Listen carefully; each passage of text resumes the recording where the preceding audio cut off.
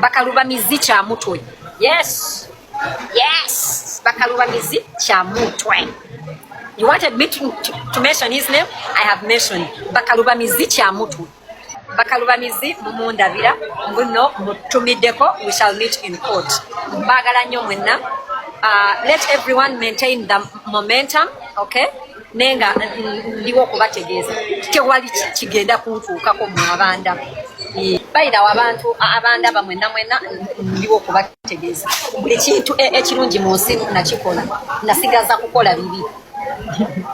Ate kati byendiddeko bimala. Ndidde ku ssente, ndidde emmere, ndidde abantu, ndidde ebikaawa, ndidde ebiwooma, ndidde ebirumira, ndidde ebikumu, nasigaza kufa. So gwe Kasodde andaba ndiwo kutegeeza nti Canada is not only a first world country, it's the second largest country in the world. That means inti it accommodates a lot of impossibilities like me.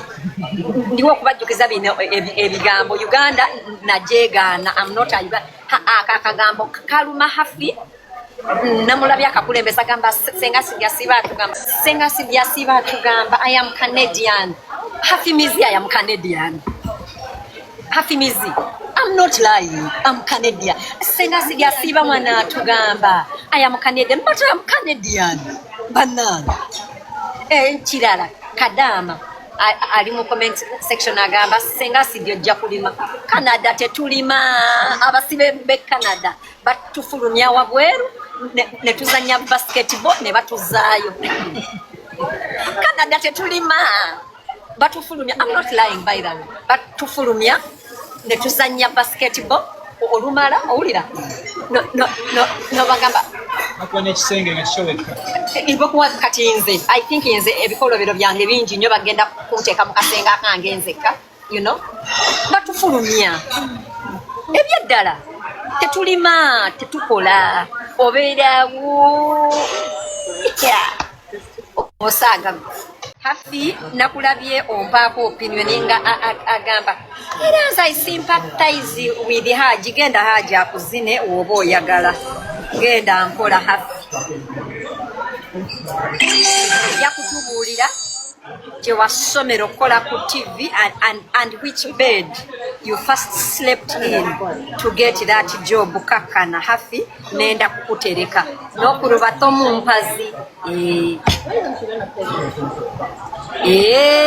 Hafi kakkana Hafi ate Hafi nja kuwandiikira Sanyuka TV ekukyuse sikyayagala okole programu ne musajja wange. Hafi nenda kuwandiikira Sanyuka ekukyuse sikyayagala okole ne bba wange.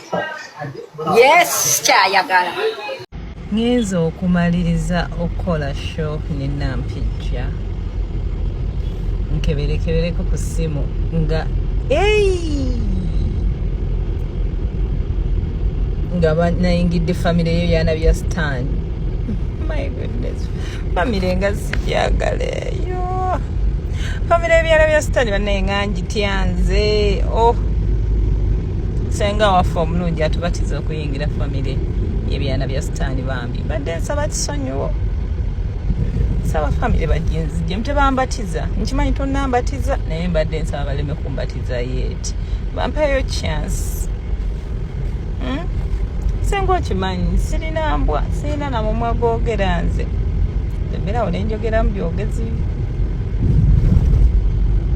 ebya TV nkola bukozi n'ensasula n'enzira ewaka ebya social media. Kiba kizibu nze okulumba omuntu sirinaamu yadde otwanyi sisobola yadde sinti nomumwa tegumanyi oba tegumanyi byakwogera byakuma naye amaanyi sirina. Bannaye famire eyo sigisobola bambi badde nsaba oleme kumbatiza. Nsaba busabisenga wa famire sijingira bampeyo chance. Nsabayo chance emusenga kungu yabireeta ate kungu yabireeta kungu itawo neetondereko banzije mu famire y'ebyana bya Stan family yo tebeereka bannange erumya omutwe olaba just tuba tugoberera bugoberezi naffe ne tuluma omutwe kati ng'ate ogirimu.